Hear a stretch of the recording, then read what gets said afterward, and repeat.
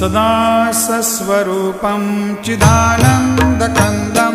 जगत्सम्भवस्थानसंहारहेतुं स्वभक्तेच्छया मानुषं दर्शयन्तं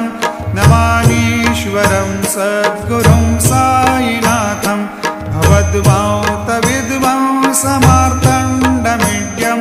मनोवागतीतं मुनिर्ध्यानगम्यं जगद्व्यापकं निर्मलं निर्गुणत्वां नमामीश्वरं सद्गुरुं साईनाथं